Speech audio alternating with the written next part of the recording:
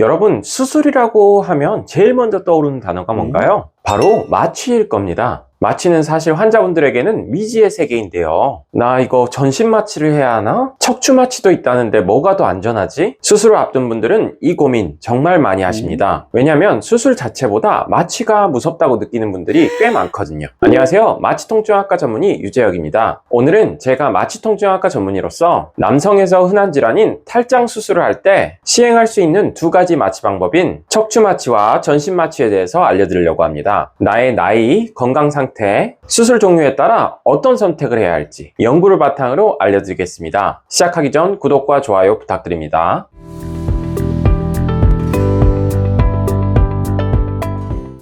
탈장이란 무엇인가요? 복벽이 약해져 장기가 밖으로 밀려나오는 상태입니다. 60대 남성 환자분 한 분이 오셔서 기침만 해도 사타구니가 불룩 튀어나오고 아프다고 말씀하셨는데요. 서해부 탈장이어서 외과 진료를 보시도록 했습니다. 서해부 탈장은 여성보다는 남성에서 훨씬 흔한 질환입니다. 특히 60대 이상에서 급격하게 늘게 되고 남성은 평생 20% 정도, 여성은 3% 정도 경험합니다. 탈장은 처음에는 단순히 사타구니가 튀어나오거나 경미한 통증이 있는 경우가 대부분이지만 시간이 지나면 단순한 불편함을 넘어서 장폐색이나 괴사 같은 응급 상황이 발생할 수 있습니다. 그래서 대부분의 경우 수술이 필요합니다. 전신 마취와 척추 마취란 뭔가요?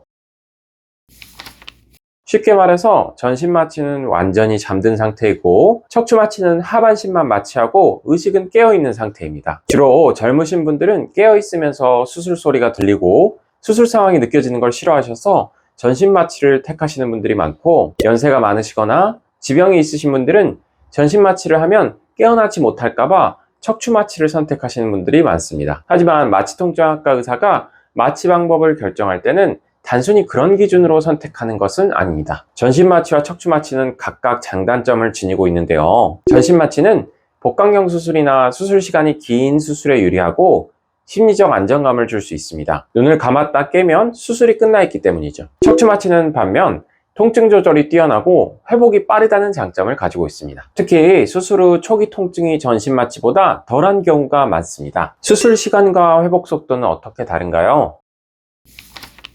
전신 마취가 수술 시간은 조금 더 빠르고 척추 마취는 회복이 빠릅니다. 제가 마취를 시행한 환자분들 중에 복강경 탈장 수술을 받으신 40대 남성 한 분은 전신 마취 후 바로 깨셨지만 두세 시간 동안 어지럽고 메스꺼웠다고 호소하셨습니다. 반대로 척추 마취로 같은 수술을 받은 50대 환자분은 수술 후 바로 대화가 가능했고 3시간 만에 걸어서 퇴원하셨습니다. 전신 마취는 보통 척추 마취보다 수술 시간이 짧게 걸리고 척추 마취는 수술 후 회복실에 머무르는 시간이 단축되며 빠른 퇴원이 가능한 경우가 많습니다. 수술 후 통증은 어떤 차이가 있나요? 척추 마취가 초기 통증 조절에는 더 유리합니다. 전신 마취는 깨어날 때 따로 진통제를 투여하지 않는 이상 수술의 통증을 그대로 느끼게 되는 경우가 많고, 척추 마취는 척추 마취 약물의 효과가 척수에 남아있는 경우가 많기 때문에 수술 후 초기 4시간에서 12시간까지의 통증 조절 효과는 척추 마취가 유리할 수밖에 없습니다. 특히 전신 마취의 경우 수술 중 근위완제를 투여하고 인공호흡을 하기 때문에 평소 호흡곤란이 있거나 호흡기 문제가 있는 경우 척추 마취가 더 적절할 수 있습니다. 마취 후 발생할 수 있는 합병증은 어떻게 다른가요? 보통 건강한 환자분에게는 척추 마취와 전신 마취를 환자분 본인이 선택할 수 있도록 하는 경우도 꽤 많은데요. 마취통증학과 의사가 환자의 의견을 듣지 않고 마취 방법을 택하는 경우는 보통 환자의 몸 상태로 인해 발생 가능한 합병증과 환자의 기저질환, 나이, 수술 종류 때문인 경우가 대부분입니다. 전신 마취 후에는 구토, 어지럼증, 폐렴이 발생할 수 있는데요.